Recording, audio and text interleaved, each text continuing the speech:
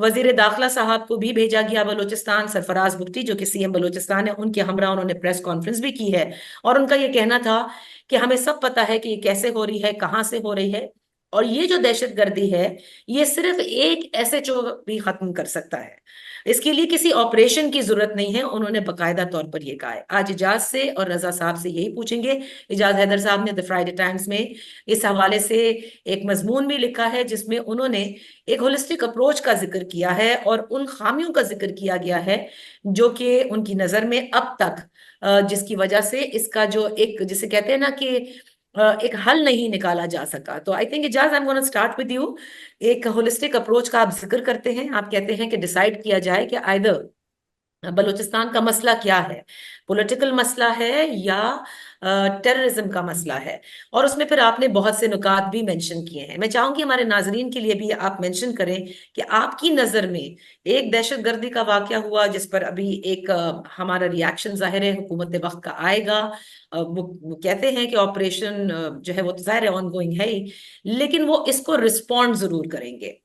आपके नजदीक ये बात जो आज वजीर आजम की जानिब से भी कही गई, सरफराज बुगटी की जानिब से भी कही गई, वजीर दाखिला की जानिब से भी कही गई, किसी से बातचीत नहीं की जाएगी, is this the way forward?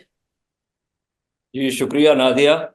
देखिए बात यह है कि अगर हम यहाँ की बात करें पाकिस्तान की दहशतगर्दी के हवाले से, तो हमारे पास एक तो तहरीक तालिबान की दहशतगर्दी है, और उसके अलावा हमारे बलूचिस्तान में जो है वो आईएसके की भी है, वो एक बिल्कुल मुख्तलिफ किस्म की दहशतगर्दी है। और फिर जो बलोच जो टेररिस्ट ग्रुप्स हैं जो कि पाकिस्तान से टूटना चाहते हैं।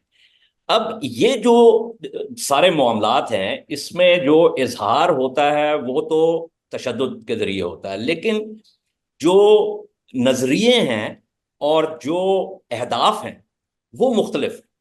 यानी तहरीक तालिबान पाकिस्तान का हदफ ये है कि वो पाकिस्तान पे नजरियाती तौर पर काबिज हों, यानी जो भी वो शरीयत का जिक्र करते हैं। हम इस बात से बहस नहीं कर रहे कि उनका वो शरिया का जो मामला है वो दुरुस्त है या गलत है, मैं सिर्फ बात कर रहा हूँ नजरिए की। राइट। आईएसके जो है वो एक और किस्म का नजरिया है। उसने अभी तक उतनी कुवत नहीं पकड़ी, वो ज्यादातर सेक्टेरियन मामलात में जो है वो मुलव्वस है। जो बलोच है उसका हदफ ये है कि ग्रेटर बलोचिस्तान हो, जिसका कुछ हिस्सा ईरान के पास है, बहुत सा हिस्सा पाकिस्तान के पास है। अब जब हम इन मुख्तलिफ अहदाफ को मद्देनजर रखते हैं, तो फिर हमें अपनी पॉलिसी जो है, पॉलिसी साजी भी उसके हवाले से करनी है। मेरा जो सवाल है बुनियादी, जिस मजमून का आपने जिक्र किया, वो ये है कि क्या बलूचिस्तान एक सियासी मसला है या वो इंसदादे दहशतगर्दी का मसला है? क्योंकि ये जैसे आप कहते हैं ना, डायरेक्शन ऑफ कॉजेलिटी, कि राइट। इसका कॉज एंड इफेक्ट क्या है, इसको मद्देनजर रखना बहुत जरूरी है। अगर तो आपने इसको समझा कि ये इंसदादे दहशतगर्दी का मामला है और ये सियासी ताल्लुक नहीं है इसका कोई, तो फिर तो आप वही करते चले जाएंगे जो आप बहुत अरसे से करते चले जा रहे हैं, और जिसकी वजह से पहिया बार बार जो है वो घूम रहा है हम्म। अपने मरकज के इर्द गिर्द। अगर आप ये समझते हैं कि ये एक सियासी मसला है, तो फिर आपकी पॉलिसी साजी दो सतहों पे हो। एक ओके। सतह पे आपने सूबे को उसकी एक ऐसी सियासी हुकूमत देनी है, या सियासी जो उसका उसके जो वहां पे बात होनी है वो ऐसी हो कि जो कि उस सूबे के लोग जिसको तस्लीम करें। हम्म। और दूसरी सतह पर फिर आपने इंसदादे दहशतगर्दी का मामला जो है उसको हाथ में लेना है। और जब आप एक सियासी मामला मफाहमत से वहां पे बढ़ाएंगे, तो फिर आपके पास वो स्पेस होगी कि जिसकी बुनियाद पर आपके पास पब्लिक बायन होगा, और वो पब्लिक बायन आपको वो जगह फराम करेगा कि जिसमें आप इनसे ज्यादा दहशतगर्दी कर सकते हैं। सो ये ओके। बुनियादी वो है, इसमें और बहुत से नुकात हैं, but just to summarize it, this is right. What I. Okay, तो इजाज जो कह रहे हैं रजा, देखिए एक गवर्नमेंट, एक ऐसी हुकूमत बलूचिस्तान में जिसको पीपल एक्सेप्ट करते हैं और उन्हें लगे कि वो उन्हीं में से हैं। और अब तक की जो भी हुकूमतें बनाई गई, चाहे वो इस वक्त की हो, उससे पिछली, उससे यही हमें समझ में आ रही है कि वो इस्टेब्लिशमेंट की चलाई हुई हुकूमत है जिसको लोग ओन नहीं करते। और बलूचिस्तान की, लेकिन महरूमियों का फेडरेशन हमेशा से कहता है, पीपल्स पार्टी की हुकूमत आती है वो कहता है हम पैकेज अनाउंस कर दिया, if I am not mistaken 80 अरब का था। इसी के साथ साथ शहबाज शरीफ साहब भी कहते हैं। तो रजा, जो जो अप्रोच इस वक्त इजाज कह रहे हैं कि you need that representation from the province, कि जिसको वो ओन करे, लेकिन उनमें से बहुत सारे तो ऐसे हैं जो सेपरेटिस्ट है ना। सो आप इसको किस तरह से देख रहे हैं? क्या यही एक फुकदान है, एक पॉलिटिकल रेजोल्यूशन, और फिर उसकी एक ब्रांच है ये, जिसको डील करने के लिए उन्होंने आगे लिखा है कि आप रूथलेसली बिल्कुल उससे डील करें जो जो टेररिज्म है, लेकिन पहले वो एहसास महरूमिया और जो राइट्स है उसको आहिस्ता आहिस्ता आपको देना होगा। नादिया, बहुत शुक्रिया। देखिए, इजाज ने तो दरिया को कूजे में बंद किया है, और यकीनन मैं मुत्तफिक हूं उनसे कि ये असल में एक सियासी मसला है। बुनियादी तौर पर अगर आप ये एक्सेप्ट नहीं करेंगे, और ये गलती होती आई है, इसको कभी कोई रंग दिया गया है, कभी कोई रंग दिया गया है। अभी भी देखिए, मुतवातिर जो बयानियां है रियासती, वो ये है कि ये इंडिया और अमेरिका और वो कुव्वतें जो पाकिस्तान में सीपेक नहीं बनने देना चाहती, जो चीन को यहाँ से निकलवाना चाहती हैं, जो पाकिस्तान को डिस्टेबलाइज करना चाहती हैं, जबकि वो भूल जाते हैं कि जो वहाँ पे हड़बोंग मची रही है 2000, आपको याद होगा कि जब नवाज शरीफ के दौर में बलूचिस्तान से में पहले कूड डिटा हुआ, किस तरह से वहां से एक हुकूमत थी मुंतखब, उसको रातों रात गायब किया गया, और उसके हम्म। बाद एक नई गवर्नमेंट लेकर आए। इसी तरह वहां पे मरकज से अपॉइंट होते हैं चीफ मिनिस्टर्स, जिनकी अपनी कोई क्रेडिबिलिटी या लेजिटिमेसी नहीं होती। मगर मैं इजाज हैदर की मौजूदगी का फायदा उठाते हुए, आपने पूछा तो मुझसे मैं भी इजाज से एक और सवाल करता हूँ ना। मुझे ये बताइए इजाज कि ये जो है फॉरेन इंटरफेरेंस का मामला, देखिए, पाकिस्तान की कमजोरी का फायदा तो उठाएंगे ना, अगर वो इंडिया हो या कोई और ताकत हो। ईरान के ऊपर भी पहले हुआ, आपको याद है कि ईरान के थ्रू एक वो जो था इंडियन स्पाई, वो ट्रेवल करके पाकिस्तान में आया।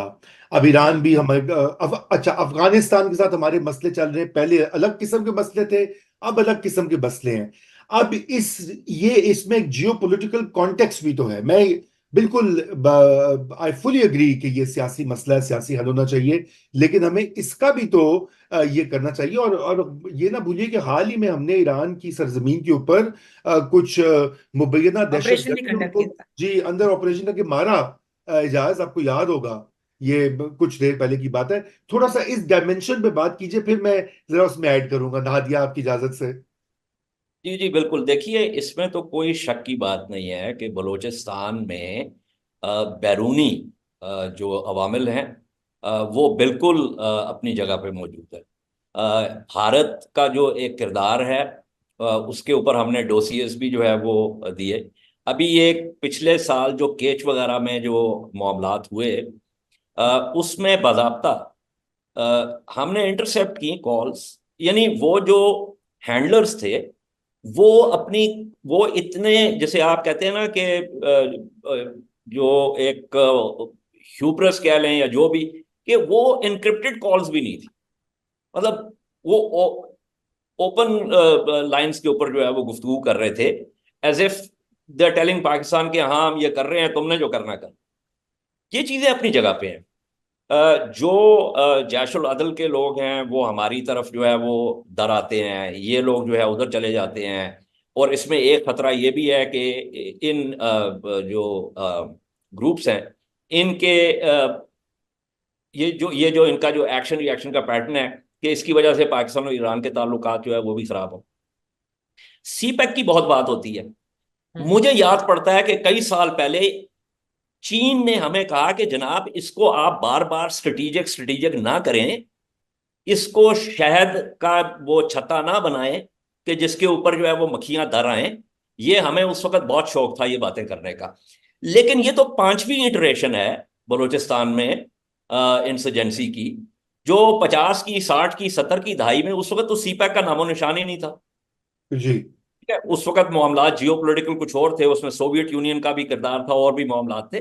तो बैरूनी अवामिल अपनी जगह है, लेकिन अगर मट्टी जो है वो जरखेज ना हो इस काम के लिए, तो फिर उसमें ये पौधा नहीं उगेगा ना। तो अगर आपके यहाँ पे मामलात जो है वो दुरुस्त हों, तो फिर ये बाहर के जो अवामिल हैं जो बाहर के लोग जो इसके अंदर आके अपनी शरारत कर रहे हैं, उनके लिए वो मुश्किल हो जाएगा।